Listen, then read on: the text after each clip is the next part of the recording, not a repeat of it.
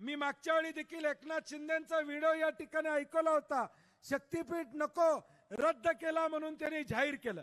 मग माझा एकनाथ शिंदेना या ठिकाणी सवाल आहे, तुम्ही या राज्यामध्ये उपमुख्यमंत्री म्हणून या ठिकाणी राहिलेलात, तुम्ही शपथ घेऊन उपमुख्यमंत्री या ठिकाणी झालेलात की या ठिकाणी सरकारच्या विरोधातलं कुठलं काय करणार नाही। मग तुम्ही जो शब्द या ठिकाणी दिला तो त्या ठिकाणी मुख्यमंत्री म्हणून दिला का एकनाथ शिंदे व्यक्ती म्हणून या ठिकाणी दिला, हा प्रश्न आमच्या पुढे महत्वाचा आहे। तुम्ही त्यावेळी जर निवडणुकीच्या तोंडावर शक्तीपीठ रद्द म्हणून मुख्यमंत्री म्हणून शब्द दिला असेल तर त्याची अंमलबजावणी करणं आता तुमची जबाबदारी या ठिकाणी असणार। परंतु आता हे जबाबदारी पेलतील असं वाटत नाही आणि म्हणून ही जबाबदारी पेलत नसल्यामुळं तुम्हाला आम्हाला रस्त्यावर उतरावं लागेल। ही निकराची लढाई आपल्याला उद्याच्या भविष्यकाळात या ठिकाणी करावी लागेल, कारण की आम्ही जोपर्यंत रस्त्यावरची लढाई करत नाही तोपर्यंत या सरकारला जाग या ठिकाणी येणार नाही।